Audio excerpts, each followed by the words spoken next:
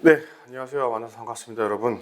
저는 상법 강의하는 이종모라고 하고요. 지금 우리 1순환이니까 사례형 기출을 푸는데 몇 가지 드릴 말씀이 좀 있습니다. 자, 일단 기본적으로 우리가 이제 준비하는 거는 이제 사례형에 대한 대비이잖아요. 근데 여러분들이 잘 알고 계시겠지만 우리 이 상법은 이 사례형 논점이 매우 이제 반복 출제되는 경향이 있어요. 그래서 뭐 나왔던 논점들이 뭐 매번 다시 나오거나 아니면 뭐 유사한 논점들이 반복되는 경향이 있기 때문에 이제 우리가 주로 기출을 가지고 이제 공부를 할 거죠. 기출을 가지고 공부를 할 건데 이제 문제는 뭐냐면 이 변시 기출만으로 제한할 경우에는 이 범위가 너무 좁아요. 그러니까 앞으로 이제 등장할 논점들을 다 대비할 수가 없다. 좀 좁아요, 이게. 좀 협소하다. 그러니까 이 기출 문제의 범위를 좀 확장해서 자료를 만든 거예요. 그러니까 지금 얘만 해도 한 몇 페이지냐면 200 몇 페이지가 되는데 여기에 한 거의 3분의 2 정도 되는 자료가 한 번 더 나갈 거예요. 그러니까 양이 너무 많은 거 아니야? 이런 걱정을 하실 수가 있겠죠. 근데 확장되니까 문제를 많이 풀다 보니까 이제 분량이 늘어난단 말이에요. 그런데 걱정하실 게 별로 없는 게 이게 지금 요 정도 분량이 사례형 문제가 몇 개냐면 20개거든요. 딱 20개. 20개인데 제가 말씀드렸잖아요. 여기 반복되는 경향이 있다고. 그러니까 문제가 여러 개이다 보니까 양이 늘어나긴 하는데 중복되어 있는 논점이 매우 많아요. 여기서 이제 우리가 정리도 할 수가 있는 거죠. 얘네들은 뭐 요번에 나왔다가 얘네 또 나왔다가 막 그런 애들도 있구나. 막 그런 애들이 중복되기 때문에 예를 들면 자기 거래 같은 거는 한 대여섯 번 등장한단 말이야. 그러면은 이 중복되는 논점은 이제 우리가 이제 반복해서 완벽하게 정리하는 차원에서 이제 보는 거예요. 응? 그렇죠? 그리고 제가 이제 추가하는 문제를 들을 때 이제 새로운 논점들, 그러니까 아직 우리 시험에는 안 나왔는데 예전에 뭐 사시에 나왔다거나 아니면 모의 시험에 나왔다거나 하는 문제들을 따라 정리하시면 된다. 그러니까 분량이 많지만 좀 중복되는 경향이 있기 때문에 너무 걱정하지 마라. 그러니까 만약에 내가 특정 논점에 대해서는 완벽하게 답안을 구성할 수 있을 정도의 어떤 지식이 쌓였어. 그러면은 이제 뒤에 나오는 뭐 이제 해설은 똑같아요. 똑같은 내용이기 때문에 과감히 넘기셔도 돼요. 그러니까 여러분들이 반복하면서 쭉 정리하고 정리된 것들은 나중에 혼자 공부할 때는 이제 과감히 좀 넘기고 진행할 필요가 있다는 겁니다. 그러니까 여기는 이 변시 기출뿐만이 아니라 이제 모의 시험 등의 문제가 들어 있고 그리고 우리가 모든 논점을 다 보자는 차원에서 얘도 있어요. 얘도. 야, 이건 너무 옛날 시험 문제 아니냐? 안 그래. 그러니까 예전 사시 문제를 보면은 우리 문제랑 이제 물론 이제 분량이 작고 배점이 다르기 때문에 문제가 좀 짧거든요. 짧긴 한데 그 논점들이 요즘도 계속 반복되는 논점이야. 이 동네가 그래. 상법이 민법이랑 다르게 뭐 매년 판례가 나와봐야 한 1년에 한 10개 정도 나오는데 새로운 뭔가가 등장하느냐? 그럴 게 없어요. 그럴 게. 우리가 이제 조심해야 될 거는 이 부분이지. 지금 우리가 사례형을 공부하고 있기 때문에 이제 조심해야 될 거는 개정된 내용, 개정상법에 대한 내용인데, 요게 이제 일부는 사례형으로 이제 이어질 수가 있죠. 그런데 요게 이제 선택형으로 이어지는 경우가 훨씬 많거든요. 훨씬 많아요. 자, 그럼 여기서 알 수 있는 건 뭐냐? 사례형 문제는 나왔던 게 자꾸 또 나와. 그리고 물어봤던 걸 또 물어봐. 그리고 뻔한 논점을 물어봐. 그럼 뭐 걱정하시겠지만 뭐 보험이나 이런 것들로 확장될 수 있느냐? 제가 보기엔 그렇진 않아요. 나와봐야 이제 어수까지인데 보험이 아직 나올 때는 안 됐어요. 어수까지인데. 그러면 이제 뭐 개정상법과 관련해서 뭐 사례형으로 따로 준비해야 될 것들은 뭐 몇 개 없어요. 다중대표성이나 이런 거 말고는 없단 말이야. 결론은 요걸 이제 준비해가지고 우리가 이렇게 하시려는 분들이 있죠. 선택형까지 이걸 할 수가 있느냐? 못해. 이거는 할 수가 없어요. 이 논점만 정리해서 선택형 20문제 중에 15개 이상을 점수를 목적으로 하고 있는 사람이 그걸 할 수는 없단 말이에요. 이건 따로 공부를 하셔야 돼요. 따로 공부를 하셔야 되는데 우리 그 뭐죠? 관리반 오후에 뭐 일정이 있잖아요. 제가 뭐 공지가 나갔는지 모르겠는데 지금 강의형 들으시는 분들 그리고 이제 뒤에 사령 들으시는 분들 다 모여서 한 3, 40분 정도 제가 이 선택형이라고 해봐야 뭐 나오겠습니까? 뭐 당연한데 뭐 조문이랑 이제 판례가 나오는데 이 개정된 상법이 반영된 조문 그리고 이 조문에 대한 판례 정도를 제가 다른 거 안 가지고 오셔도 되고 법전만 가지고 오셔도 됩니다. 그러니까 오늘 공부한 거 위주로 약간만 좀 확장을 해서 제가 조문 보면서 설명을 할 거예요. 이런 거 시험에 잘 나온다고. 그리고 이 조문에 관련된 이런 판례가 몇 번 나왔고 그리고 뭐 앞으로도 계속 나올 거다. 이런 것들을 정리를 해드릴 테니까 뭐 설명을 다 하긴 어렵잖아요. 시간상. 그 정도만 체크를 하시면 좋을 것 같아요. 강의를 따로 듣거나 그러면 좋을 것 같아요. 그래서 제가 줄줄 떠들었는데 문제를 많이 봐야 돼요. 그리고 어차피 제가 뭐 잘 모르죠. 여러분들 그 수업 이후 생활을 잘 모르지만 다른 거 헌민영 하느라고 이거 복습할 시간이 많지 않을 거잖아요. 전부 변두리 과목이니까 막 그렇죠. 예습은 당연히 안 하셔도 됩니다. 와서 잘 듣고 복습을 하는 게 중요한데 그나마 복습도 여기다 많은 시간을 할애하지 않을 거니까 우리는 최대한 많은 문제를 푼다. 최대한 많은 문제를 푸고 이걸 반복한다. 그런데 그러면 이제 우리는 이 사례형 문제를 푸는 이제 막 이론이나 어떤 학설 그리고 판례를 잘 정리할 거예요. 그런데 요거를 내가 잘 알고 있잖아. 다 알아. 막 물어보면 뭐 다소는 그렇고 소소는 그렇고 다 아는데 요게 예로 바로 잘 이어지느냐? 그렇지는 않아 또. 왜 그러냐면 제가 그런 분들을 많이 봤는데 공부를 뭐 이제 책에 줄긋고 언더라인도 하고 뭐 노트 정리하고 해서 하는데 답안을 안 써봐. 절대 답안을 쓸 수가 없어요. 절대. 그러니까 우리 지금 여기 제공되어 있는 답안이 양이 조금 많단 말이에요. 이 답안 작성은 우리가 제공되는 자료를 축약하고 간략하게 작성하는 연습이 필요하거든. 이거는 연습이 필요해. 연습이. 근데 안 해보실 거잖아요. 그렇죠? 그러니까 복습할 때는 얘 있죠, 얘. 이거 너무 올드한 얘기 아니냐? 안 그래. 이 목차를 필히 초안이라도 꼭 작성해 보셔야 돼요. 다른 과목은 내가 모르겠어. 민법도 모르겠고. 근데 내가 이제 적어도 이제 확신할 수 있는 거는 이제 상법의 영역에서는 뭐 이런 양식의 답안이 있죠. 뭐 서론에서 문제 제기하고 그리고 이제 본론에서 뭐 이론이랑 뭐 판례 쓰고 그 다음에 뭐 검토해서 결론 쓰는 이런 옛날 방식의 답안이 채점 기준이란 말이에요. 그러니까 이 문제 제기에도 배점이 있고 답안에도 배점이 있어. 그리고 이 이론의 부분에서는 뭐 이런 것까지 써야 되나? 막 의, 요건, 효과, 적용 범위 막 이런 거 있잖아요. 순서 그대로 쓰시면 돼요. 그대로.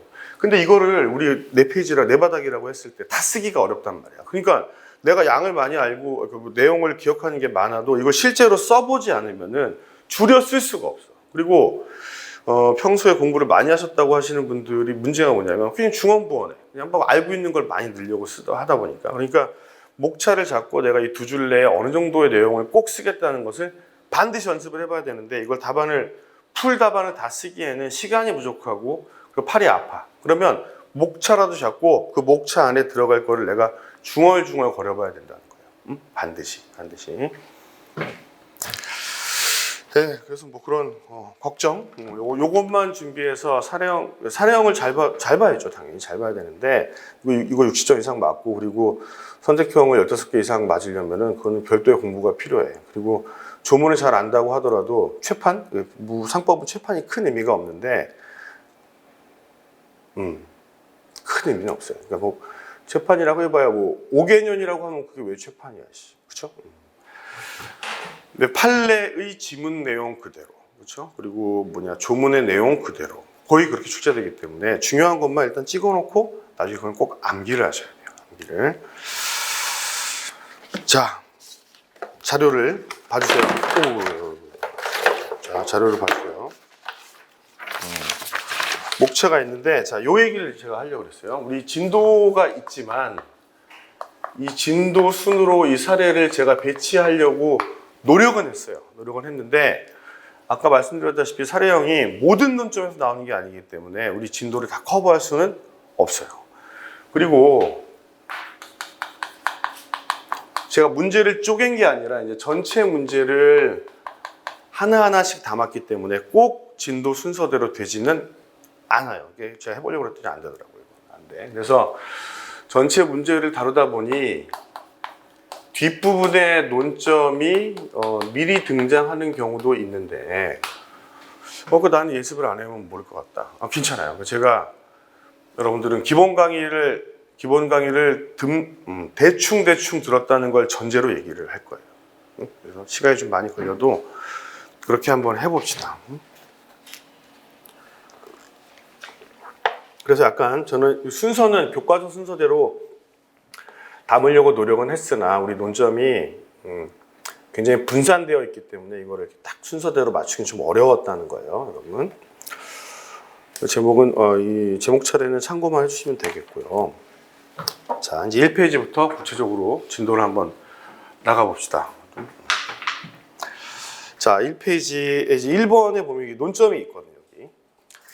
상사의미의 특칙 관련된 얘기 나왔고, 뭐 공동대표이사 물어봤어요. 그리고 이제 대표권 남용에 대한 얘기, 그리고 지배권 제한 이런 얘기 물어봤고, 그 다음에 얘는 막 지겨워. 몇 번을 나왔는지 몰라. 이 회계장부 열람 등사 청구권인데, 이 논점들의 특징은 제가 말씀드린 그대로예요. 반복 출제되는 애들이고, 언제 또 나와도 이상하지 않아. 이것들은 전부 다. 그러니까 그 얘기는 뭐냐. 여기 있는 논점을 몰라서는 절대 안 돼요. 여기 나오는 것도 저거들은. 그리고 사실관계를 제가 읽으면서 같이 한번 논점을 파악해 봅시다. 한번 봅시다. 같이. 자, 호텔업을 목적으로 설립된 비상장사. 자, 일단 제가 잠깐만. 보통 비상장사를 전제로 문제가 나와. 왜냐면 상장사 특례 규정 적용을 배제해야 되니까. 자, 자본금이 250억 원이다. 큰 의미는 없어요. 보통은 큰 의미는 없습니다. 자, 이하 갑해서라고 하고요. 16년 3월 2일 건축 내장재를 제조 판매하는 의뢰사로부터 제주도 호텔 신축에 필요한 전동 블라인드 470개를 구매하고 즉시 수령하였다. 자, 여기까지 뭐 드러나는 건 없지. 뭐 이제 대강 좀 알 수 있는 거는 회사 간의 거래구나. 둘 다 주식회사죠. 자, 회사 간의 매매 계약을 체결했구나. 자, 이건 알 수 있잖아요, 그렇죠? 근데 이 회사라는 거는 당연히 상인일 거란 말이죠. 그러니까 그러면 양 당사자가 상인인 매매 계약이 체결됐구나. 즉, 요 매매 계약은 쌍방적으로 상행이겠구나 라는 요건을 써야 돼. 그래야 상사매매 특칙이 적용되니까. 원래 상법은 일방적으로 상행이어도 돼요. 그러니까 둘 중에 한 명만 상인이어도 되는데 그 상법이 적용되거든요. 근데 요 상사매매의 특칙, 그러니까 쌍방적으로 상행일 걸 요구하는 게 몇 가지가 있는데 여러분들이 두 가지를 기억해야 돼. 지금 보고 있는 요 상사매매에 관련된 특칙, 그리고 요 상사 유치권 규정 있죠? 얘네들은 쌍방적이어야 돼요. 나머지는 일방적이어도 돼.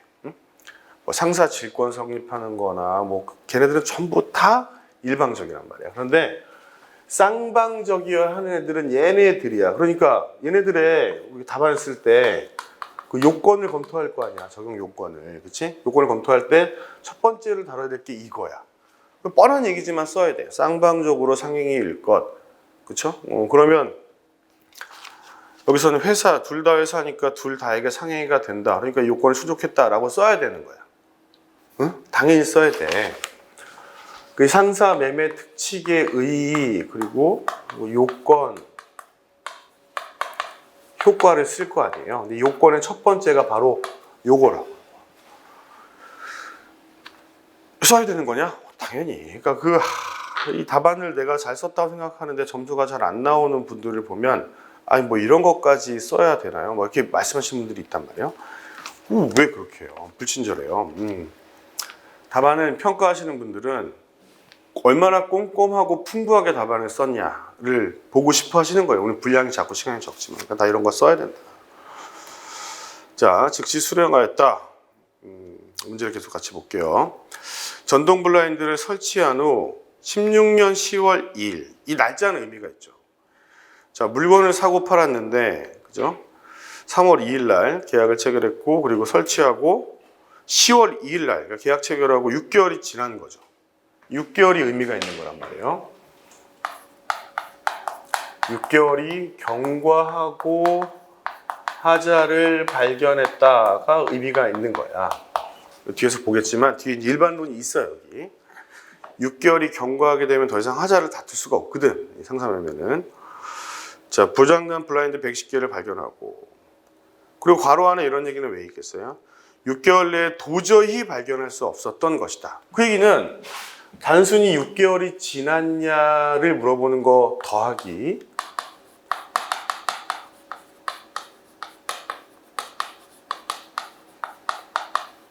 자, 매수인의 과실이 없음에도, 아니 내가 이걸 뭘 잘 못해가지고 6개월 내에 발견을 못한 게 아니라 아무리 노력을 했어도 6개월 내에 절대 발견할 수 없는 거다. 그래도 6개월이 지나면 하자를 주장할 수 없나? 거기에 대한 얘기란 말이야. 그러니까 이 6개월의 의미, 과실이 없음에도 불구하고 하자를 주장할 수 없다는 그 판례의 태도를 알고 있냐? 이렇게 물어보는 거예요. 그러니까 이것도 꼭 써줘야 되는 거야. 그러니까 이 얘기도 꼭 언급해 주세요 라고 출제자가 얘기를 하는 거예요. 그리고 여러분들은 이게 판례 태도라고 써야 돼. 응? 6개월은 그냥 경과하면 끝나는 거지. 뭐 거기 뭐 내가 발견할 수 없었다. 뭐 그런 뭐 나는 전혀 과실이 없었다고 하더라도 6개월이 경과하게 되면 더 이상 하자를 주장할 수 없냐? 그 의미를 써야 되는 거예요. 응? 과실 유무를 불문하고 6개월이 경과하면 더 이상 하자를 주장할 수 없다. 이게 판례의 태도란 말이에요. 왜냐하면 이 제도의 취지가 그래. 이 제도의 취지는 거래의 신속한 종결이거든요. 자, 그 다음에 갑회사의 대표이사 A는 이사회를 소집하여 이사들의 논의를 거친 후 의사록의 안건을 적법하게 결의하고 A와 B를 공동대표이사, D를 지배인으로 등기하였다. 자, 이 단어가 나오는 순간 당연히 이제 공동대표이사에 대한 논점이 나올 거고, 그리고 D를 지배인으로 등기하였다. 지배인을 선임했다면 이 지배인의 권한에 대한 얘기가 나올 거예요. 너무 뻔한 문제야. 그렇죠? 자, 이사의 의사록을 보면은 16년 1월 13일 사옥에서 이사회를 열고 다음에 안건을 결의했다. 그러니까 첫 번째 안건을 보시면 공동대표이사를 선임했다는 거예요. 공동대표이사를 선임. 그럼 얘네들은 어떻게 돼? 일단 여기서 그냥 간략하게만 우리가 논점을 짚어볼게요. 뒤에 있으니까 거기서 줄치면 돼요. 지금은 듣기만 하고. 공동대표이사면은 이 제도의 취지는 뭡니까? 대표권을 제한하는 거야. 대표권의 범위가 너무 넓으니까 함부로 행사하지 말고 둘이 논의해서 해라 라는 거거든요. 그렇죠? 제한했다는 거고요. 그 다음에 안건 2를 보시면은 D를 영업소장으로 임명한다. 그러니까 얘를 이 동수원 사무소, 아주대 계신 교수님이 되셨나? 아무튼 자, 동수원 사무소의 영업소장이면은 이 영업소의 포괄적 권한을 갖는 사람이란 말이에요. 이 사람이 포괄적 권한을 가져. 재판상 재판에 모든 행위를 할 수가 있잖아. 지배인은 그런 일을 하는 사람이거든요. 자, 그런데 단 5천만 원 이상의 구매 행위는 이사회의 결의를 얻은 후에 할 수 있도록 한다. 그러니까 다 네 맘대로 할 수 있는 게 아니라 이 정도 금액이 넘어가면 허락받고 하라는 거예요. 그러니까 이거는 얘를 지배권을 제한했다는 거거든요. 지배권 제한에 대한 규정이 생깁니다. 자, 이것도 이제 우리가 이론을 공부할 때는 순서가 있거든. 한번 들어보실래요? 귀로만. 지배권은 포괄적이다. 그렇죠? 뭐 영업에 관한 모든 행위를 할 수 있다는 점에서 포괄적. 그리고 포괄적이라는 얘기가 어디 있어? 상법에. 정형적. 그러면 지배인들은 다 그런 권한을 갖겠네. 근데 상법은 사적 자치를 인정해. 그래서 내부적으로 제한할 수 있느냐? 제한은 할 수 있어.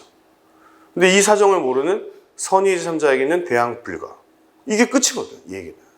근데 그 얘기를 바로 쓰지 말고 지배권이라는 게 어떤 의의를 갖는다. 그리고 그 특성이 그렇다. 이 특성이 세 가지가 있을 거 아니에요. 뭐 포괄성, 정형성, 불가제한성. 그렇죠? 특히 우리는 이걸 얘기할 거란 말이에요. 그럼 이때 제3자의 선의의 의미가 뭐 무중과 실이고 뭐 이런 얘기를 뻔하지만 쓰는 거야. 뻔하지만 일반론을 쓰는 거예요. 그리고 사안에 대입하는 거지. 이게 몰랐다고 그럴 거 아니에요? 뭐 중과실이 없고 선이니까 얘한테 이 거래 뭐 금액이 넘었지만 그 지배권 행사의 무효를 주장할 수는 없다. 이런 결론이 될 거거든. 그렇죠? 이게 6회잖아요. 근데 당시 보면 이 지배권 얘기도 잘 못 쓰시는 분들이 있어요. 여기다 막 남용 쓰고 그런단 말이야. 그럼 절대 안 된다. 그 다음에 자 밑에 볼게요. 여기서부터 중요한 사실관계들이 있어. B는 회사 경영에 전혀 관여하지 아니한 채 이 사람 공동대표이사 아니야? 같이 일했어야지. 근데 안 하고 인감 및 명판을 A에게 보관시켜준 상태에서 A에게 대표이사로서의 권한 일체를 위임. 권한 일체를 위임. 자, 공동대표이사가 뭐 하는 건데? 협의해서 권한 행사하는 거거든요. 근데 포괄적으로 위임할 수 있느냐? 불가해. 이런 위임을 할 수가 없단 말이야. 자, 그럼에도 불구하고 그럼 무효죠, 무효. 단독 대표 행위는 무효란 말이에요. 포괄적으로 위임할 수도 없고. 갑회사가 을회사로부터 블라인드 대금 독촉을 받자 A는 발행인 갑회사 그리고 공동대표이사 AP 뭐 어쩌고 저쩌고 그래서 금액이 5천만 원이 된 약속어음을 작성한 후 을에게 교부했다. 야 이거 어음 나온 거 아니냐? 아니야. 이 질문을 보셔야 돼요. 자, 질문을 보셔야 되는데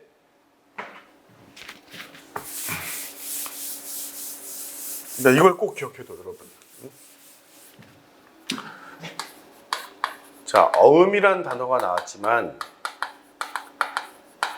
표현 책임 얘기가 나오거나 그리고 뭡니까? 뭐 자기 거래에 대한 얘기가 나오거나 이런 것들은 어음법 논점으로 쓸 게 없어. 어음법에 특별한 이론이 없거든. 그냥 요거는 회사법이나 상총 상행위의 문제가 되는 거예요. 어음이라는 수단을 쓰긴 했지만 어음법 교과서에 봐도 똑같아. 표현 책임이면 존부심, 자기 거래면 상대적 무효설 이렇게 끝나는 거거든 그냥. 그러니까 굳이 뭐 걱정할 필요가 없다는 거예요. 자, 을에게 교부하였다. 그러니까 얘가 혼자 할 수 없는데 공동대표이사 이름을 갖다 팔아먹었잖아요. 그 사람들은 믿었겠죠? 공동대표가 발행했다고. 그렇죠? 외관을 형성했단 말이에요. 외관을. 그러니까 공동대표는 단독으로 권한 행사할 수가 없어. 무권 대리란 말이에요. 일종의. 공동으로만 행사되니까 무권 대리면 무효잖아요. 여러분. 그렇지? 자, 그럼에도 불구하고 어음금의 지급을 청구할 수 있냐? 이게 대표이사잖아요. 그러니까 표현 대표가 되느냐? 야, 문제는. 근데 한 가지만 내가 강조를 하고 싶은 게 있어요. 그러면 자, 우리가 서론에서 문제 제기하고 2번에서 이제 공동대표이사에 대한 얘기와 걔가 혼자 했을 때 표현 책임에 대한 얘기를 쓸 거야. 그래서 1번에서는 공동대표인데 혼자 했으니까 무효다. 그럼에도 불구하고 지급을 얘가 청구할 수 있는지를 2번에서 표현 대표이사를 요건을 충족하는지를 볼 거예요.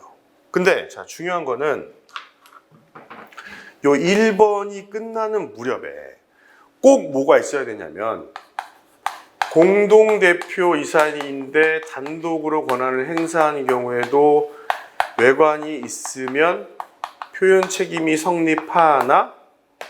그러니까 여러분들이 이게 당연하다고 전제해서는 안 돼. 당연하다고 전제해서는 안 된다고.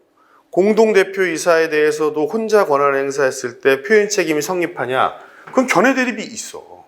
근데 이게 판례가 긍정설의 입장이거든요. 이걸 꼭 짚어주고 넘어가야 돼.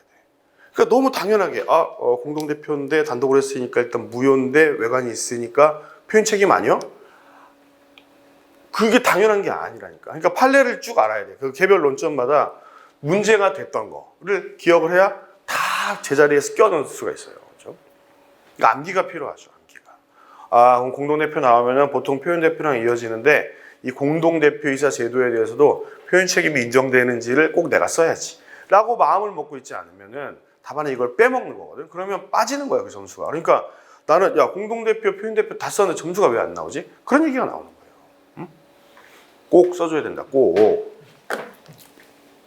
처음이라 잠깐만 제가 자세히 설명을 하는데 그러니까 이런 거를 놓치면 안 된다는 거예요. 자, 그 다음에 밑으로 내려가서 C는 갑회사 대주주인 회장의 아들인데 스스로 갑회사 사장이라는 명칭으로 자 뭐뭐라는 명칭으로 뭐 회장이라는 명칭으로 그죠? 이런 사실관계가 나오면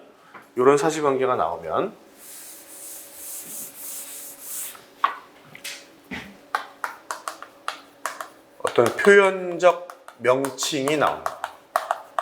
뭐 예를 들어 사장, 회장 이런 단어가 나오면 결론을 내리면 안 돼요. 아직 결론을 내리면 안 돼. 이 질문이 뭐냐에 따라서 이걸 활용하는 방법이 달라지거든요. 이 명칭을 사용한 사람에게 어떤 개인적인 책임을 묻겠다? 그러면 이사의 책임과 관련된 표현 이사에 관련된 얘기야. 이사 아닌데 이사라는 이름 쓰고 다니면은 이사랑 동일한 책임 부담하거든요. 그거 물어보는 거고 그게 아니라 회사에게 이사가 아닌 대표이사가 아닌 사람이 했지만 회사에게 그 거래를 유효하다고 주장하고 싶다. 그럼 표현 대표이사지. 거래가 유효하냐? 라고 질문하는 것과 그럼 걔는 어떤 책임을 지는 거지? 뭐 둘 다 이용될 수 있기 때문에 사실관계를 읽다가 막 혼자 흥분해가지고 막 긴장하고 그러잖아. 시험 볼 때. 근데 아씨 업무집행지시자 같은 그거 아닌가? 아닐 수 있다고. 그러니까 이거를 질문을 잘 읽어봐야 돼. 그러니까 저는 그렇게 보는데 사실관계를 되게 그냥 대강 읽어요. 대강 읽어. 처음에. 그리고 질문을 보고 다시 봐. 그러니까 이걸 너무 처음부터 꼼꼼히 분석을 하면서 스스로 이제 막 어떤 구상을 해나가는 거지. 근데 질문을 읽어보니까 이게 아니네. 그럴 수 있단 말이야. 그러니까 요거는 좀 속독하고 질문을 읽고 정독하면서 내가 인용해야 되는 사실관계를 다시 언더라인하는 게 좀 빠를 것 같다는 거예요. 무슨 말인지 이해했죠, 여러분?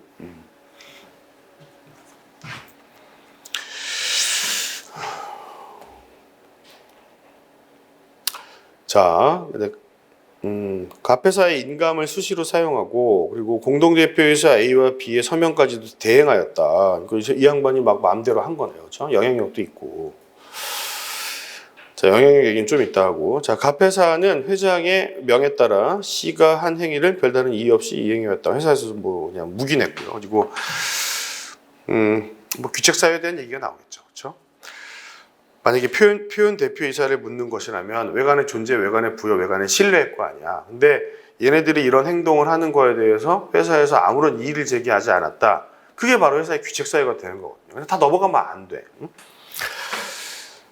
그 다음에 C는 갑회사 사장으로서 갑회사 명의로 지가 대표가 아닌데 병회사로부터 2억 원을 빌려서 개인적으로 썼다. 개인적으로 쓴 건 의미가 없고 이게 회사 채무가 되느냐는 거예요. 대표가 아닌 사람이 했는데 그러면 표현 대표이사를 적용할 수 있는지를 봐야겠지. 자, 병회사는 변제를 못 받고 있다. 갑회사한테 변제 청구하겠죠. 뭐. 자, 그다음 D는 이사의 승인을 얻지 아니하고 영업소장 명의로 거래처 사장인 E로부터 동수원 모델하우스 시장에 필요한 쇠석 등 건축자재를 9천만 원에 구매했다. 안 되잖아 이러면. 5천만 원이 넘으면 어디 물어봐야 된다고? 이사회에 물어봐야 되잖아요. 그 대표권이 제한되는데도 불구하고 이걸 안 물어봤다. 그러면 이거 무효하냐? 자, 그런데 상대방이 선인지를 봐야겠죠. 선의의 잠적에 대항할 수가 없으니까. 자, 그 다음에 이제 논점이 아예 바뀌어. 자, F와 G는 갑회사 발행 주식의 각 2%를 보유한 주주들이고, 자, 일단 끊어볼게요. 각 2%잖아? 그러면 F2, G2야. 둘이 더해서 4%예요, 4%. 자, 주주들이고, 정회사를 운영하고 있다. 다른 회사를 하고 계신 분들이네. 근데 우리 회사 주주이고요. 근데 정회사라는 게 제주도에서 새로이 호텔 및 워터파크를 개장하였다. 근데 우리 회사 뭐 하고 있었지? 호텔하고 있었잖아. 동종 영업을 하고 있는 회사를 운영하고 있네. 근데 이미 제주도에서 고객 점유율 및 인지도를 확보하고 갑회사의 경쟁이 불가피한 상황이다. 우리 회사 경쟁사에 계신 분들이 우리 회사 주주네라는 거죠. 일단 F와 G는 갑회사가 제주도에 또 다른 호텔을 신축하고 분양하느라 자금 부족을 겪고 있는 점을 기회로 갑회사가 어렵다. 경쟁사 운영하고 계신 분들이니까 이 새끼들 봐라. 그러면서 고객과 구매 등에 관한 경영 정보를 입수할 목적으로. 자, 이거는 여러분 대놓고 여러분들한테 얘기를 하는 거야. 경업에 이용될 우려가 있는 정보를 빼내기 위해 주주라는 이유만으로 가져갈 수 있나? 정보를? 그런 질문이거든요. 안 돼, 이거. 결론은 안 되거든요. 입수할 목적으로 각 회사의 회계장부 열람을 청구하였으나 이게 너무너무 중요한 논점이죠. 그죠? A급 논점이란 말이야.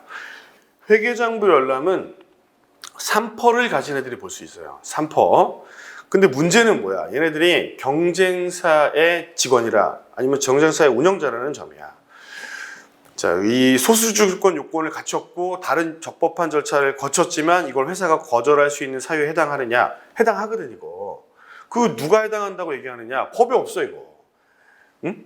청구가 정당하지 않음을 입증하면 거절할 수가 있는데 그 정당하지 않은 사유에 뭐가 있는지를 몰라. 법에 없거든. 법에 없다는 건 해석 영역이야. 그 해석은 누가 하는 걸 우리가 따라야 돼요? 판례거든요. 근데 대법원이 딱 이걸 얘기하고 있단 말이야. 경업에 이용될 우려. 응? 그러니까 여러분들이 이걸 다 써야 돼. 회계장부 열람 등사 청구권의 행사 방법, 회사가 거절할 수 있는 사유를 판례가 뭐뭐라고 했다. 그 다음에 소결해서 그 사유에 해당한다. 그러니까 거절할 수 있을 것 같다. 그 다음에 최종 결론에서는 회사의 거부권 행사는 정당하다. 열람할 수 없다. 이런 결론을 내리셔야 되는 거예요. 늘 그냥 기계적으로 의의는 조문 보고 이렇게 줄여서 써야지. 그리고 이제 절차는 그 조문을 보고 내가 이제 각각 분설해야지. 꼭 무금도 써 있잖아요. 조문에 보면 이유를 붙인 서면으로 회계장부 열람 등사 청구를 할 수 있다. 응? 그럼 3% 맞는지 검토하고 이유를 붙인 서면을 제출. 이유는 매우 구체적일 것. 이건 해석. 응? 자, 청구를 받은 회사는 줘야 되는데 청구가 정당하지 않음을 회사가 입증하면 입증 책임은 회사. 정당하지 않은 사유는 해석상 문제. 판례가 요 세 가지 사유를 얘기함. 소결에서는 세 가지 사유의 하나에 포함됨. 회사가 입증하면 거절할 수 있음. 그런 순서를 늘 머릿속에 넣어놔요. 그러니까 이럴 수 있거든요. 여러분들이 한 새벽 2시쯤에 공부 중에 안 돼, 공부가. 막 잡생각이 들고, 그렇죠? 아직 그럴 나이는 아니죠, 여러분. 저는 제가 몇 학번이냐면 95학번입니다. 95학번인데 노화가 진행되고 있죠. 근데 제가 최근에 가장 감명 깊게 읽은 책이 노화의 종말이라는 책이야. 그러니까 그 노화가 저는 몰랐는데 WHO에서 질병 코드를 발급했단 말이죠. 그러니까 노화는 당연한 게 아니란 말이야. 질병의 일종으로 봤다. 그러니까 치료의 대상으로 봤다는 거거든. 그렇죠? 그게 뭐냐면 개선이 된다는 거야. 그러니까 이 상태로 노화를 막거나 아니면 역으로 개선시키거나 하는 기술이 매우 진행 중이라는 거예요. 매우. 제가 그 얘기를 왜 하느냐. 저는 여러분들보다 늙었기 때문에 당연히 주의력이 결핍돼 있어. 완전히 떨어져 있죠. 뭘 잘 흘리고 음식을 먹다 흘리거나 아니면 와이프가 하는 말을 잘 못 알아들어. 그래서 이제 뭐 몇 번 얘기를 하는 거를 2번, 3번 물어보면 이제 되게 짜증을 내더라고요. 귓까지 먹었냐? 막 그렇게 얘기를 하더라고요. 근데 여러분들이 지금 집중이 좋을 나이지만 이 시간쯤 되면은 막 하기 싫단 말이야. 그러면 이때 이제 암기력을 키워주는 방법이 있는데 이거 진짜 이용해 보세요. 이게 제 카카오톡 아이디거든요. 그러니까 여기다가 그냥 질문을 쭉 남겨놓는 거예요. 이거에 대해서 제가 답안을 구성하려고 하는데 어떤 방식이 좋을까요? 이렇게 딱 얘기한다거나 아니면은 회계장부 열람 등사 청구권 거절 사유를 다시 한번 설명해 주세요. 이 얘기를 하는 거야. 그러면 뻔히 여러분들 뭐 교재나 아니면 자료에 다 내용이 있지만 제가 이 답을 음성으로 이렇게 보내주거든요. 2분이면 당연히 다 설명할 수 있지. 음성으로 보내줘. 그래서 이 후기를 보면 야, 그래도 너 그냥 뻔한 걸 물어보고 그랬더니 그거를 듣다 보니까 시험장에서 네 음성이 들리는 것 같았다. 뭐 그런 얘기가 있단 말이야. 근데 이게 훨씬 유지에 도움이 됩니다. 기억력 유지에. 물어봐요.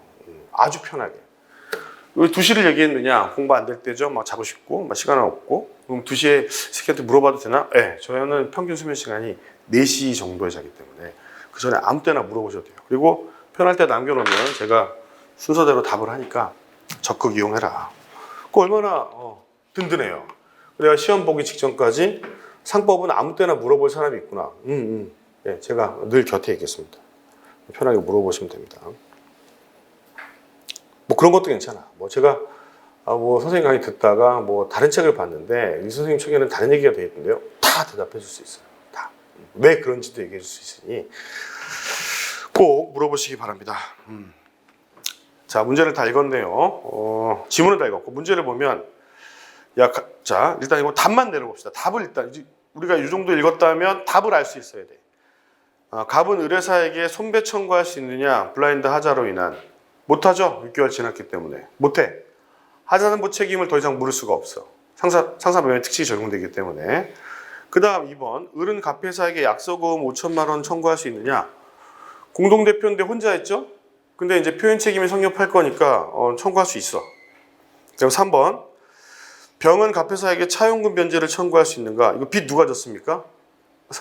아드님이 졌죠. 아드님. 대주주 아드님이. 응? 자, 그럼에도 불구하고 표현 대표가 성립을 할 거니까 괜찮을 것 같단 말이지. 그 다음 4번. 이는 갑회사에게 물품 대금 9천만 원 청구할 수 있느냐? 있을 것 같아. 왜냐하면 대표권이 제한되어 있는데 나는 그런 사정을 잘 모르니까. 그렇죠? 그 다음 5번. F와 G의 회계정보 열람 청구를 거부한 것은 정당한가?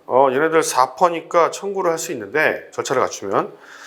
근데 이거 경쟁사에 있는 분들이기 때문에 회사가 정당하게 거절할 수 있는 사유 같아. 라고 정리하면 끝입니다. 어려운 논점이 하나도 없어. 자, 넘어가시면 이제 3페이지부터 우리가 일반론을 언더라인 치면서 봅시다. 자, 로마자 2번에 보시면은 매수인의 목적물 검사 통지 의무야. 자, 이 내용 다 아시겠죠? 매수인의 목적물 검사 통지 의무인데, 자, 일단 들어가기 전에 우리가 사례형도 대비하지만 선택형도 대비한다는 차원에서 약간 논의를 좀 확장한다고 했어요. 요 69조죠? 69조가 나오기 전에 얘기. 우리 잠깐 정리해보자 이거야. 상사매매의 특칙이 처음 등장하는 게 69조가 아니라 67조예요. 상사매매라면 다음과 같은 특칙이 적용된다. 67, 68 이렇게 나간단 말이야. 그죠? 얘가 제일 중요하기는 해. 67은 뭐냐면 몇 가지 암기할 게 별로 없어. 상사매매라면 수령 지치할 때 있죠? 안 받아. 상대방이 난 이행하고자 하는데 안 받아. 그러면 공탁 경매가 선택적이고 경매할 때 법원의 허가가 필요가 없어. 민법과 달리. 이게 끝이야. 공탁 경매 선택적 법원의 허가 필요 없습니다. 이거 샘플이야, 샘플. 조문을 이렇게 정리해 주겠다는 거예요. 이따가 만나면. 68조는 확정기 매매에 대한 거거든. 정기행위예요, 정기행위. 언제까지 이행해 주세요. 근데 민법은 이행기간이 도과하면 어때? 계약을 해지할 수 있거든. 해제 의사표시가 필요해. 근데 얘는 기간이 도과하면 해제 의사표시 없어도 효력이 발생해. 그런 얘기야. 67조, 68조 중요하냐고? 당연히 중요하지. 시험에 잘 나와. 69조는 뭐냐? 얘가 좀 특이하단 말이야. 이건 민법에 없는 거야. 매수인의 의무야. 매수인이 물건을 받으면 이런 거 해야 된다는 거야. 뭘 해야 된다는 거냐면, 야, 네가 받자마자 즉시 물건에 하자가 있는지를 검토하고 요걸 알려주지 않으면, 하자를 검사한 내용을 통지해주지 않으면 하자가 있어도 계약 해제, 대금 감액, 손해배상 청구 못한다 너 라고 얘기를 해주는 거예요. 그런 의무가 어딨어 민법에. 내가 내 돈 주고 물건을 사는데. 근데 상법은 그런 의무를 주고 있어. 왜냐? 전문가고. 그리고 상사계약은 매번 반복되고 뭐 그렇기 때문에 신속한 종결이 필요해. 그래서 검사를 하고 바로 알려주세요. 사자마자. 그리고 즉시 발견할 수 없는 거면 그래도 6개월 안에는 꼭 알려주세요. 그리고 그 6개월의 의미는 판례가 뭐라 그래? 매우 확정적인 거야. 그러니까 네가 뭐 최선을 다했어도 발견할 수 없는 하자 뭐 이런 거는 전혀 관계없고 무조건 6개월이 경과하면은 하자담보 책임을 묻는 거는 끝나는 거야. 뭐 이런 차원의 규정이 있단 말이죠. 뭐 뒤에 70조 이하도 있는데 걔는 시험이 잘 안 나와. 69조를 정리해 보자. 자, 첫 번째 줄에 보세요. 중요한 단어를 얘기해 줄게. 매수인은 목적물을 수령하면, 자, 수령 동그라미, 수령이라는 단어가 중요해. 수령. 그리고 교재로 오세요. 교재 3페이지 자료 3페이지. 수령이라는 단어가 중요해요. 받았나가 중요합니다. 물건을 받았나. 지체 없이 검사하고, 자, 아직까지 중요한 단어 없어요. 검사하고, 만약 하자가 있으면, 자, 하자 동그라미 있죠. 하자. 69조는 민법의 특칙이야. 어떤 부분에 있어서 하자담보 책임에 있어서 특칙이란 말이에요. 하자담보 책임의 특칙이야. 자, 그리고 세 번째 줄에 보시면 즉시 발견할 수 없는 하자도 최소한 6개월. 6개월입니다. 이 단어는, 이 기간은 매우 제한적입니다. 무조건 6개월이야. 무조건 6개월. 그 의의를 짧게 풀어 쓰셔야 돼요. 그러니까 그 69조를 그거 별로 안 좋아. 조문을 그대로 그냥 옮기는 거 있잖아요, 여러분. 별로 안 좋아. 그러니까 줄였어. 왜냐면 요건이나 효과에서 우리가 어차피 분설해서 상세히 쓸 거잖아요. 그러니까 정리가 안 됐다는 느낌을 주거든, 답안지가. 아, 쓸 게 없나? 조문을 그대로 갖다 썼네. 그러니까 리프레이징을 하려면 이 조문에서 뭐가 중요한지를 알아야 돼. 수령, 검사, 하자 뭐 이런 단어잖아요. 줄여 쓰는 연습을 해야 돼. 줄여 쓰는. 그러니까 이거를 꼭 손으로 써보지 않아도, 그리고 타이핑 해보지 않아도 말로 해보면 돼. 말로. 근데 스스로 약속할 게 있어. 말로 해보되 문장을 끝내야 돼. 그냥 이렇게 이 정도 써야겠다. 이건 안 돼. 계획만 잡아서는 안 되고 69조의 정의를 쓰려면 상사 매매라면 매수인은 수령 즉시 하자를 검사하고 통지할 의무를 부담한다. 이 정도까지 써봐야겠다. 이렇게는 할 수 있잖아. 그러니까 끝나는 문장을 머릿속으로 생각해 보란 말이야. 근데 이거를 대충 하시는 분들이 엄청 많죠. 69조를 대충 좀 줄여 쓰고 밑에 와서 내가 빡 딱 요건에서 팍팍팍 딱 써야겠다. 안 돼, 그렇게는. 그러니까 처음부터 끝까지 말을 해봐야 돼. 말을. 응? 자, 적용 6번의 첫 번째는 쌍방적 상행일 것이야. 이건 예외적인 거죠. 상법에서. 그러니까 매매 당사자 모두 쌍방이 상인이어야 한다. 뭐 그런 얘기고요. 자, 두 번째 줄을 보시면 자, 이것도 줄 쳐놓으세요. 반대 약정이 없어야 된다. 이 규정이 적용되려면 이 규정의 적용을 배제하는 합의가 없어야 돼. 야, 우리 이거 하지 말자, 이거. 이런 얘기가 없어야 돼요. 자, 여기서 우리가 기억해야 될 게 있습니다. 회사법은 대부분 강행 규정인데 회사법은 대부분 강행 규정이에요. 근데 상총 상행위는 거의 다 임의 규정이야. 거의 다 합의로 배제할 수가 있고, 그리고 약정에 동그라미 치세요. 약정. 약정에는 요게 포함돼. 묵시적 약정이 포함된다. 그러니까 드러내놓고 한 것이 아니라고 하더라도 배제할 수 있다. 자, 그 다음 반가로 2번 봅시다. 목적물을 수령해야 된다. 수령. 실제로 점유가 이전돼야 됩니다. 그래야 검사를 하지. 그래서 중요한 건 뭐냐? 자, 두 번째 줄에 보시면은 화물상환증, 선화증권, 그러니까 목적물을 가져갈 수 있는 증권 있잖아요. 이 증권을 받으면 이행한 것으로 보죠. 물권적 효력이 있단 말이야. 내가 화물상환증을 주면 해당 화물을 넘겨준 것과 동일한 효력이 있어요. 근데 증권만 있지 내가 실제 이 화물이 없잖아. 응? 검사를 못해. 그러니까 화물상환증만 수령한 경우는 지금 69조가 말하는 수령으로 보지 않는다는 거예요. 요거는 사령에서 나올 리는 없어. 하지만 선택형에 잘 나와. 선택형에.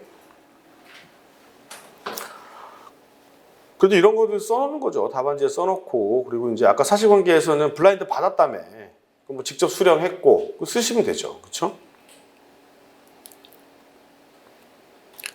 69조 조문을 자세히 보시면은 이 두 가지 하자만 있어요.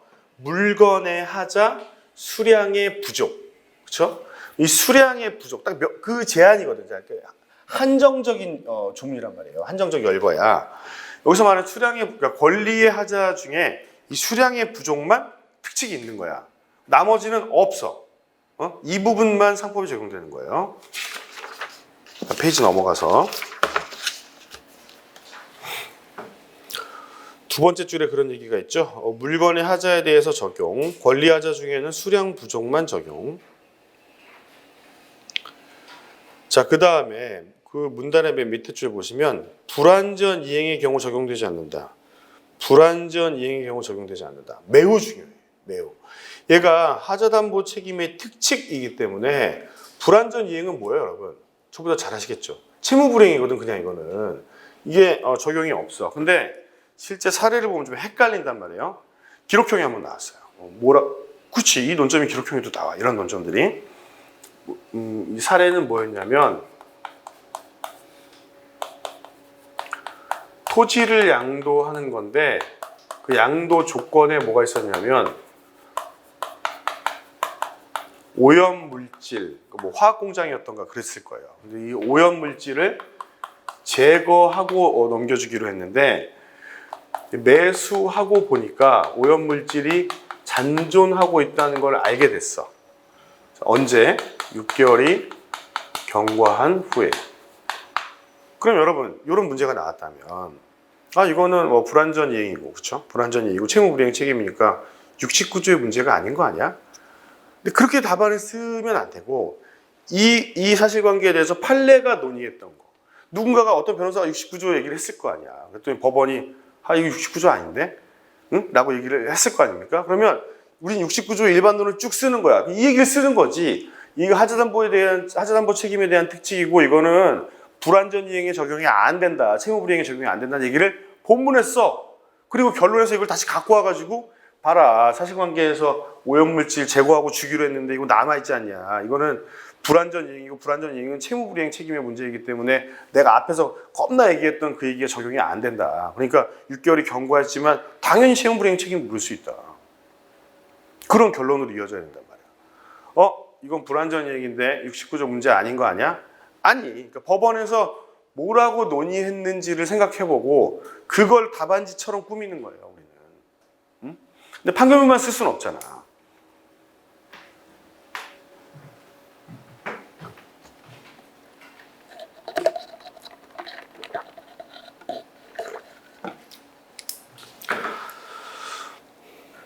자, 방가로 4번 보실까요? 자, 매도인의 선의입니다. 그러니까 선의이어야 한다. 얘가 그럼 악이면 어떻게 된다는 거야? 악이면. 자, 민법이 적용되면 어떻게 되지? 안날로부터 6개월이야. 안날로부터 6개월. 민법이 적용되면. 그러면 악의인 경우에는 매도인이 악이죠. 매도인이 악의인 경우에는 하자를 알게 된 날로부터 그냥 6개월 내에 하자담보 책임을 물으면 되는 거예요. 그렇죠? 그런 얘기하고 거는. 그다음에 3번에 보시면은 자, 두 번째 줄에 보시면 매수인의 과실 유무는 문제되지 않는다. 세 번째 줄에 즉시 발견할 수 없는 것이면 6개월 내에 검사하도록 되어 있는데 두 줄 밑에 6개월이 지난 이후 하자를 발견한 경우 매수인에게 아무런 과실이 없더라도 매도인의 담보 책임은 끝나. 그냥 끝나. 신속한 거래의 종결입니다.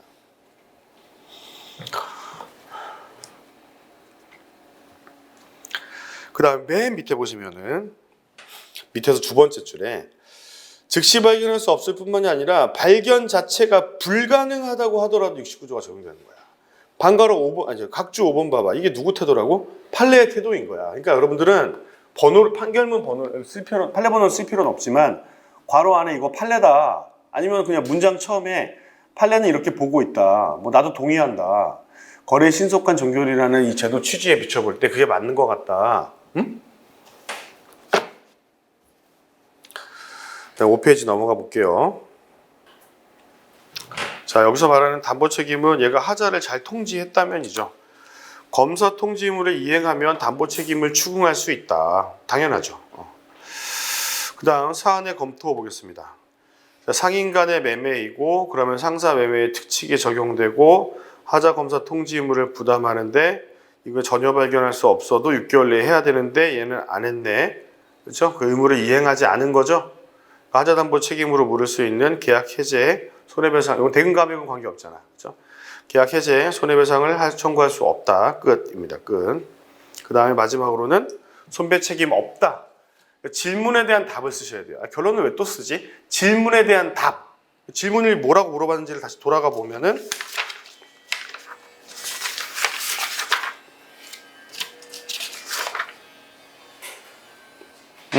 손해배상을 청구할 수 있는가?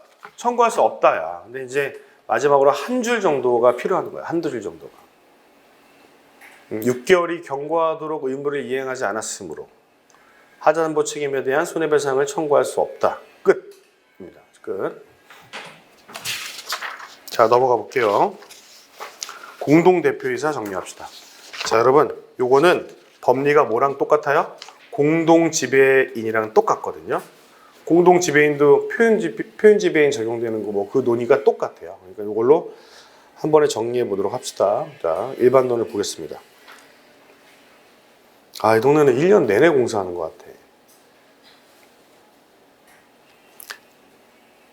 자, 로마자 2번.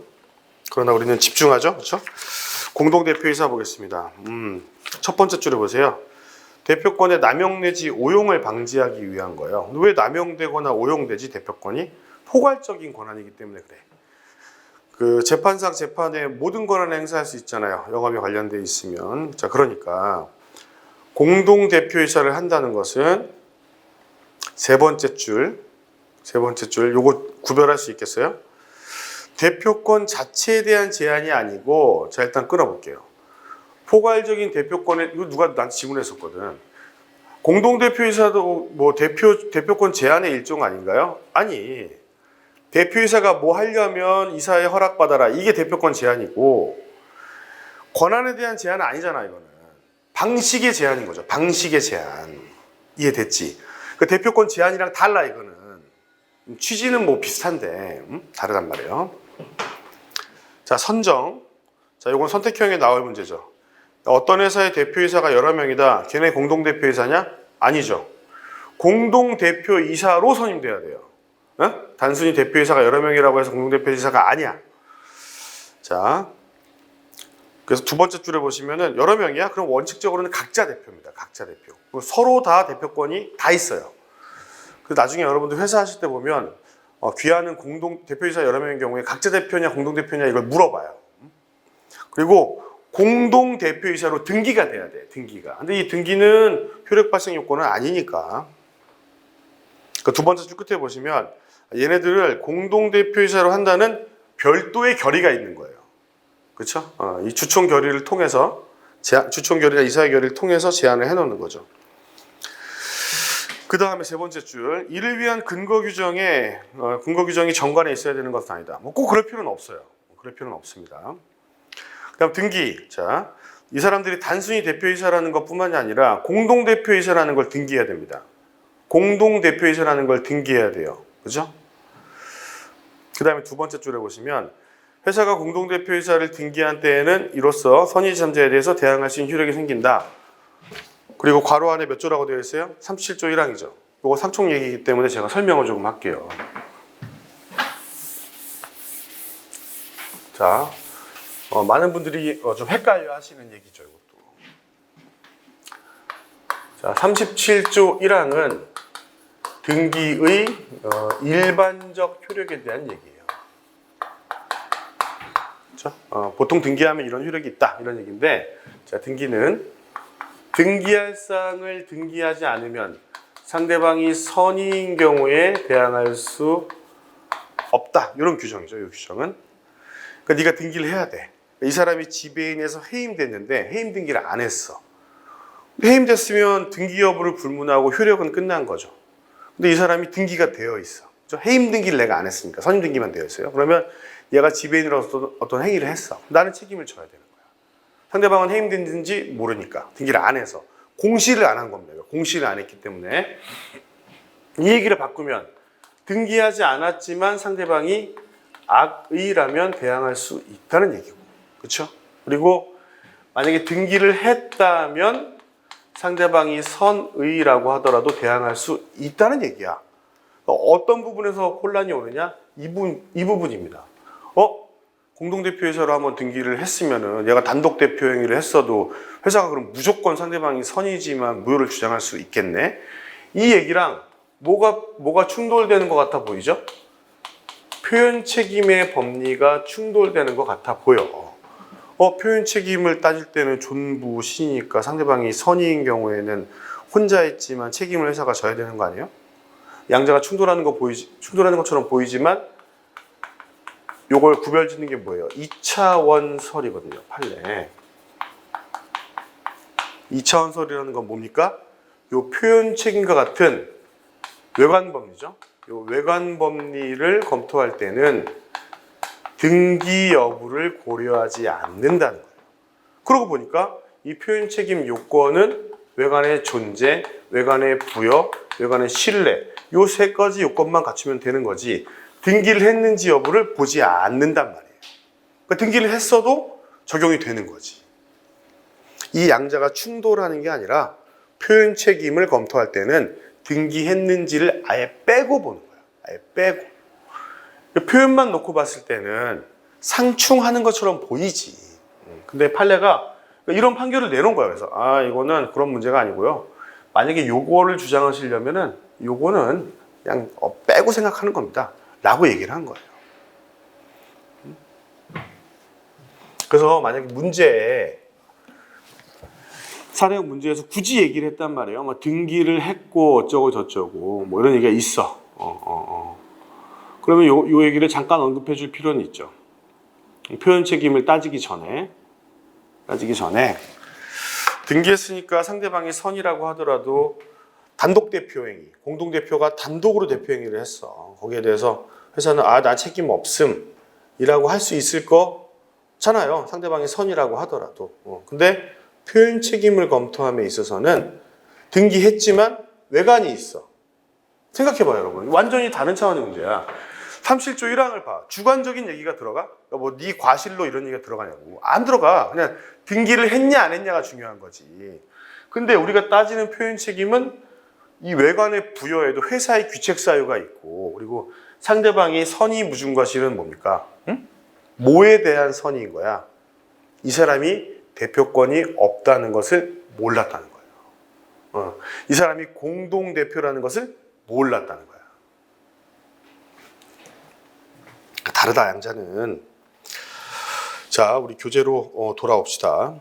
등기해야 된다 얘기하다 그랬어요. 그다음 4번에 보시면은 자, 이분들은 공동대표이사는 대표권 행사를 공동으로 해야 됩니다. 능동적인 대표권 행사는 공동, 그리고 수동적인 대표권 행사는 공동으로 안 해도 돼요. 이거는 뭐 수령하거나 그런 것들, 변제 받거나 이런 것들은 안 해도 됩니다. 자, 그런데 능동적인 대표권 행사를 혼자 했다. 자, 그러면은 두 번째 줄 무권한에 의한 대표 행위다. 무권 대표죠. 그러니까 무효예요. 무효. 그다음 제가 이런 얘기를 썼어요. 그 줄 끝에 이러한 원칙은 상대방이 선의 여부에 따라 달라지지 않는다. 자, 이건 뭘 전제로 얘기한 거냐? 등기했다면 이 얘기지, 이 얘기. 등기했다면 상대방이 선이라고 하더라도 공동대표인데 혼자 해서 내가 책임 못 지겠는데요? 라는 얘기를 할 수 있다는 거야. 기본적으로는. 이게 기본값입니다. 기본값. 등기했다면. 근데 상대방이 그래? 등기했지만 나는 표현 책임이 성립한다고 판단하는데 그러면 이제 다시 검토입니다. 그거를. 응? 그래서 맨 마지막 줄에 보시면 다만 표현 대표이사가 성립할 여지는 있다. 자, 넘어가시면은 권한 위임 얘기도 봐야 되겠죠. 자, 두 번째 줄에 7페이지로 넘어오셔서 두 번째 줄 봐주세요. 포괄적 위임은 허용될 수 없다는 것이 통설 판례입니다. 포괄적 위임은 안 됨. 맨 밑에 줄 개별적 위임은 가능. 판례도 가능한 것처럼 얘기를 해요. 뭐라고 얘기하냐면 판결문에 보시면은 개별적 위임이 가능한지 여부는 변론으로 하고 포괄적 위임은 일단 안 됨. 이렇게 얘기한단 말이에요. 그래서 결론을 내려보면 얘가 얘한테 포괄적으로 위임했죠. A가 B한테. 그러니까 일단 그 포괄적 위임 자체가 무효야. 그러면은 포괄적 위임을 했어도 공동으로 해야 되는 거죠. 논의의 순서가 포괄적 위임 안 된다. 그렇지? 그러니까 포괄적 위임 했지만 공동으로 하는 것이 원칙이다. 그렇죠? 근데 단독으로 했다. 맞잖아. 그러니까 무효인데 외관이 존재하면은 회사가 그럼에도 불구하고 책임을 져야 될 수도 있다는 거잖아요. 그 얘기가 로마자 3번인 거예요. 자, 2번에 보시면은 이 학설이 바로 그런 학설이에요. 이 공동대표이사 제도에 대해서도 표현대표가 적용이 되냐는 얘기입니다. 넘어가시면 우린 판례만 볼게요. 판례. 3페이지 판례의 긍정설의 입장이다. 두 번째 줄 보시면은 회사가 공동대표를 정하여 등기해 놓고 대표이사 중 1인이 그 행위를 한 경우에 395조가 유추 적용된다. 유추 적용된다. 왜냐면 이 395조에서 그 공동대표이사 규정을 딱 바로 직접 인용하지는 않거든. 그러니까 안 된다는 얘기가 그래서 나오는 거예요. 이 조문에서는 얘기를 안 하고 있는데 유추 적용한다고 얘기를 하는 거예요. 판례는. 그러니까 논의가 됐겠죠, 여러분? 자, 그 다음에 표현대표이사 적용 요건은 외관의 존재, 외관의 부여, 외관의 신뢰인데 이거는 이제 표현대표이사에서 우리가 자주 볼 거죠, 그렇죠? 자, 그런데 여러분 이 외관의 부여에서 항상 중요한 거는 바로 이거죠. 자, 두 번째 줄에 보시면 명시적인 사용 허락 그런 명칭을 써라라고 회사가 했던 것뿐만이 아니라 소극적으로 묵인. 자, 소극적으로 묵인했다는 것은 거기다 하나 적어 놓으세요. 알면서 방치했다. 어떤 조치를 취하지 않았다는 거죠. 여기서 중요한 단어는 뭐냐면 알면서야. 그래야 이 정도는 돼야 직접적으로 그 명칭 써 한 거랑 동일한 가치로 보지.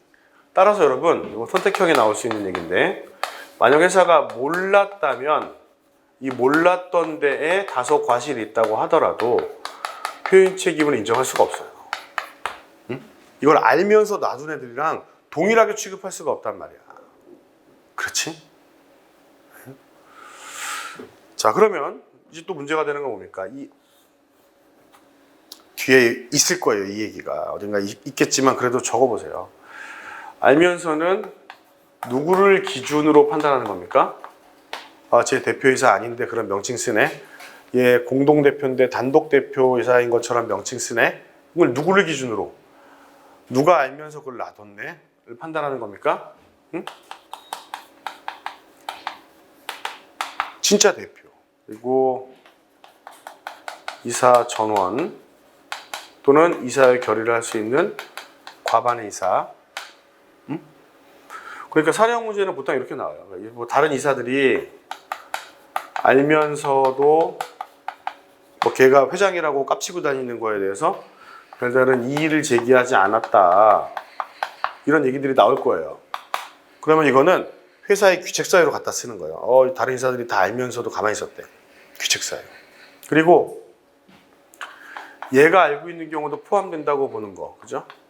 지배주주가 알고 있는 경우도 포함된다고 보는 것이 판례의 태도죠. 사실 영향력이 있는 주주가 알고 있는 경우도 포함된다고 보는 것이 판례의 태도예요. 그렇죠?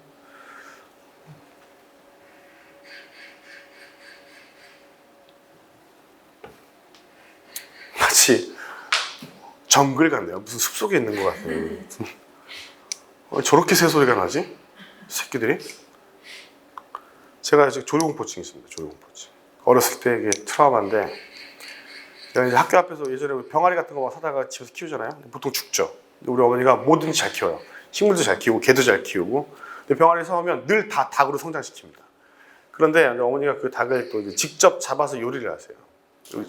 저 서울 살았습니다. 서울 살았는데 바닥에서 진짜로 서울 사람이야. 고향이 서울이라도. 근데 심지어 뭐 비교적 시내에 살았습니다. 근데 닭을 잡아 엄마. 근데 어머니가 종종 닭을 잡다가 놓치세요. 집으로 닭이 뛰어드는 거지 살려고.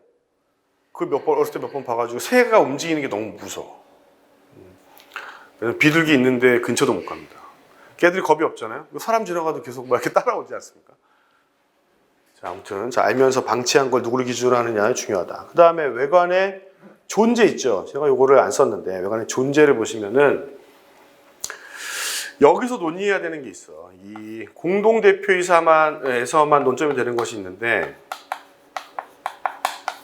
바로 뭐냐면 단순한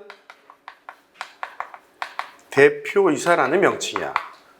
그러니까 얘가 뭐 엄청난 이름을 쓴 게 아니야. 뭐 회장, 뭐 이런 걸 쓴 게 아니야. 사장 이런 명칭을 쓴 게 아니라 그냥 앞에 공동자를 떼고 대표이사라고 쓴 경우에도 표현적인 명칭으로 인정하는 것이 판례의 태도다라는 걸 꼭 만약 사실관계가 그렇다면 꼭 언급을 해줘야 돼요.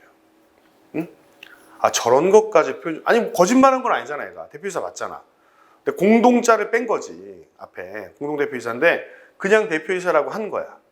아, 그것도 표현적 명칭으로 본다는 거예요, 판례는. 중요한 논점이야. 그러니까, 그런 걸 빼먹는다니까, 사람들이.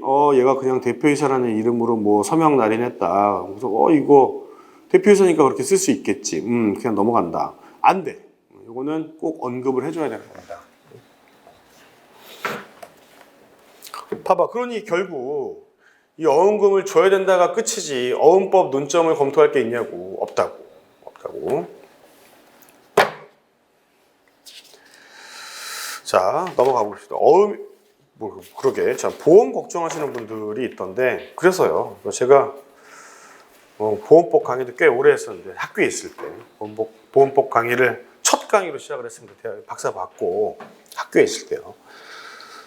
그래서 제 학위 논문도 약간 보험법이랑 관련이 있습니다. 그래서 보험법은 그냥 뭐 좀 쌀쌀해질 때, 약간 추워질 때 있죠. 그냥 무료로 할까 해. 그리고 영상만 유료로 팔든가 하죠. 와서 들으세요. 그냥 너무 불안하면 선택형에만 나올 거예요. 어수도 똑같이. 어수는 한 10가지 쟁점을 정리하면 됩니다. 그리고 어수는 사례형을 준비해야지, 당연히. 사례형 준비하는 걸로 선택형의 거의 모든 문제를 풀 수가 있어요. 어음수표는. 특강을 들으시면 됩니다, 오늘은. 자, 넘어가서 표현대표이사에 대해서 본격적으로 한번 얘기를 해봅시다. 다 아시는 얘기라고 생각이 되겠지만. 자, 로마자 이번에 1번. 자, 대표권은 대표이사에게 있다. 당연하죠. 당연합니다. 네, 세 번째 줄에 대표권이 있다고 믿을 만한 명칭, 그렇죠? 표현적 명칭이죠. 그리고 그 사용을 허락.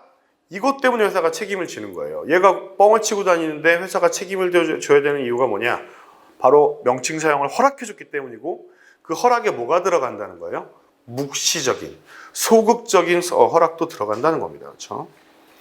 자, 적용 요건 보겠습니다. 외관의 부여, 회사의 귀책 사유죠. 자, 두 번째 줄 끝에 소극적 묵인의 경우도 포함한다. 이 묵인이라는 것은 알면서입니다. 그래서 네 번째 줄에 알지 못하였다고 하더라도 그 점에 과실이 있어도 회사가 책임을 지지 않습니다. 이건 제가 한 얘기 아니고 판례의 태도가 그렇습니다. 판례의 태도. 알았어야 책임을 져. 알았어야. 자, 그리고 두 번째 문단에 묵시적 승인의 판단 기준은 이사 전원, 그리고 원칙적인 대표이사, 그리고 전원은 아니지만 정관에서 정한 이사회의 의결 정족수죠. 의결 정족수. 그러니까 우리 정관의 규정이 없으면 과반이니까. 그거. 그 다음에 11페이지 이 부분이죠. 두 번째 줄에 사실상 회사의 운영을 지배하는 자. 이분의 귀책 사유도 인정을 합니다. 각주 12에 보시면은 판례가 그렇게 얘기를 하고 있어요. 사실상 회사의 운영을 지배하는 자가 알고 있었단 말이야. 그런 명칭을 쓰는 것을. 근데 아무런 조치를 취하지 않은 경우에도 회사의 과실로 본다. 저는 반가로 2번 외관의 존재입니다. 외관의 존재. 395조에 있는 사장, 부사장, 전무, 상무는 예시죠, 예시. 그러니까 뭐 다양한 것들이 포함이 될 수가 있습니다. 자, 우리가 한 가지 선택형 때문에 봐야 될 거는 밑에서 두 번째 줄입니다. 표현 대표이사가 진정한 대표이사 명의로 대표 행위를 한 경우, 그러니까 진짜 이름, 자기 이름 말고 진짜 대표이사 이름을 갖다 쓴 거예요. 무권 대행이죠. 그 사람 이름을 쓰도록 허락을 받지 않았는데 쓴 거니까 그것도 표현 대표이사에 포함이 됩니다. 그러니까 이 외관 법리는 상대방이 오인할 수 있는 상황이었느냐가 중요한 거지, 지 이름 썼냐, 개 이름 썼냐 이런 게 중요한 문제가 아니란 말이에요. 외관의 신뢰는 설명하지 않겠습니다. 그렇죠? 대표권이 없었다는 것을 몰랐어야 하고, 그렇죠? 그 몰랐었던 데에 대해서 중대한 과실이 없어야 되는 거죠. 그렇죠? 선이 무중과실입니다. 여러분, 상법에 선이라는 표현이 나오면 다 무중과실이야. 선이라는 표현이 나오면 다 무중과실. 자, 적용 효과는 뭡니까? 대표이사가 아닌 사람이었지만 대표 행위로 간주해버리죠. 회사가 책임을 져야 됩니다. 그 세 번째 줄에 회사는 이에 의해서 의무를 부담함과 동시에 권리를 취득한다. 그러니까 그냥 책임을 지라는 규정이 아니에요. 진짜 대표이사가 한 것으로 본다는 거니까 그 행위가 유효해지는 거죠. 그러니까 회사가 어떤 권리를 갖게 될 수도 있어요. 페이지 넘어가면 자, 이제 문제는 남용의 경우에도 문제가 됩니다. 이 사례는 대표권 남용. 자, 남용의 개념에 대해서 보죠. 남용. 남용에 대한 정의가 없죠, 법에. 어떻게 해석을 해야 되는지를 보면 일단 첫 번째 줄에 재판상 재판에 모든 행위를 할 수 있는 권한이 있죠. 포괄적인 권한이 정형적으로 정해져 있습니다. 그렇기 때문에 두 번째 줄 내부적으로 제한하더라도 제3자에게 대항할 수 없는 효력이 있는 거죠. 그럼 문제는 이 사람이 영업에 관련된 행위를 하느냐, 그게 이제 중요한 거죠. 그래야 회사에게 효력이 있으니까. 세 번째 줄에 보시면 이게 문제입니다. 객관적 성질에 따라 추상적으로 판단한다. 자, 여러분 이건 전형적인 표현이에요. 외우세요. 객관적 성질에 따라 추상적으로 판단한다는 건 의도나 목적을 고려하지 않겠다는 거야. 주관적인 의도나 목적을 고려하지 않겠다는 걸 이렇게 표현하시는 겁니다. 여러분들 나중에 포장 쓸 때 쓰는 표현이란 말이에요. 객관적 성질에 따라 추상적으로 판단한다. 그러니까 이 사람이 대표이사가 적법한 권한 행사면 왜 그랬는지를 묻지 않는 거야. 왜 그랬는지를. 행위의 성질이 영업에 관련성이 있느냐만 묻는 거죠. 그러니까 2번의 반가로 1번 봐봐. 그 두 번째 줄 앞부분에 주관적으로 유용할 의도야. 그러니까 내가 나쁜 의도를 쓰는 거거든. 우리 회사 이익이 아니라 나를 위해서 쓴다거나 한다고 하더라도 그 의도를 고려하지 않기 때문에 원칙적으로는 유효하단 말이지. 그러니까 남용의 원칙적 효력은 뭐야? 유효. 회사가 책임을 지는 거야. 왜냐하면 주관적 의도를 상대방은 모를 테니까. 자, 따라서 반가로 2번. 자, 이런 경우는 상대방을 보호하지 않는다. 자, 첫 번째 줄 끝에 대표이사 본인이나 제3자의 이익, 그러니까 회사가 아닌 다른 사람의 이익을 위해서 이 양반이 대표권을 행사했구나 라는 것을 상대방이 악의, 알 수 있었을 과실로 선의인 경우입니다. 과실로 선의인 경우예요. 그때 세 번째 줄에 보시면 이때 과실은 뭐가 포함됩니까? 경과실이 포함돼. 경과실의 제3자가 보호를 못 받아. 자, 이거는 남용에서만 나와요. 남용에서만. 지배권 남용, 대표권 남용에서만 나옵니다. 다른 데서는 어때? 선의 무중과실인 경우 보호를 받으니까, 그렇죠? 경과실인 자가 보호를 받는단 말이야. 근데 여기서는 보호를 못 받겠지. 그잖아, 여러분. 봐봐, 보통 그냥 선이라고 나오면 선의 무중과실인 경우 무효를 주장할 수 없어. 그러니까 선의이며 경과실인 경우에는 무효를 주장할 수 없는 거야. 중과실이 없으니까. 그렇죠? 그러니까 경과실이 보호를 받는 거거든. 근데 여기서는 알 수 있었을 경우에 경과실로 악의인 경우도 여기 들어간단 말이야. 그러니까 보호를 못 받아, 이때는. 근데 그게 딱 하나밖에 없단 말이야. 이제는. 원래 판례가 바뀌어가지고. 딱 남용만 기억해 두시면 된다. 자, 페이지 넘어가서. 반가로 3번을 기억해 놓으세요. 그러니까 표현 대표이사는 진짜 대표 아니잖아요. 근데 이 사람이 표현 대표이사로 인정이 돼. 성립이 됐어. 표현 대표이사로 성립이 됐다는 건 회사가 책임을 져야 된다는 거죠. 근데 이 양반이 표현 대표이사인 주제에 남용도 했어. 지 이익을 목적으로 보증행위를 했다거나 뭐 담보 목적으로 어음을 발행했단 말이야. 그러면 표현 책임이 성립을 한다 1번이야. 그래서 회사가 책임을 져야 되는 것은 맞지만 보증계약을 체결한 사람이 이 사정을 알았거나 알 수 있었다. 뭘 알았거나 알 수 있었다는 거예요? 남용되었다는 것을. 얘가 회사 이익을 위해서 한 게 아니라 본인 개인의 이익을 위해서 보증계약을 체결했다라는 것을 알고 있었다. 이 주관적인 건 다른 거잖아. 그죠? 요걸 입증을 하면은 남용으로서 무효를 만들 수 있단 말이야. 자, 그러니까 표현 책임 얘기 쓰고 그리고 이제 남용 쓰는 거 그래 다 써야 될 필요가 있어. 경우에 따라서 있는데 문제는 여기도 이 부분이야. 반가로 3번과 같이 표현 책임의 경우에도 남용의 법리가 적용된다는 판례를 먼저 써야지 이 이하 얘기가 말이 되는 거거든. 논의 대상이란 말이야 이것도. 얘 비록 표현 대표이사이지만 이런 애들에 대해서도 남용의 법리가 적용되기 때문에 남용이 되었는지를 내가 검토해 보겠다. 그러니까 남용의 효력은 원래 유효한데, 그치? 상대방은 주관적 의도를 모르기 때문에 이 주관적 의도를 회사 아닌 다른 사람의 이익을 위했다는 것을 알았거나 알 수 있었다면 무효를 주장할 수 있다고 보는 것이 판례의 태도. 나머지는 요건에 따라 검토하시면 되겠습니다. 10분만 쉴까요? 자, 지배권 제한은 좀 쉬었다 보겠습니다.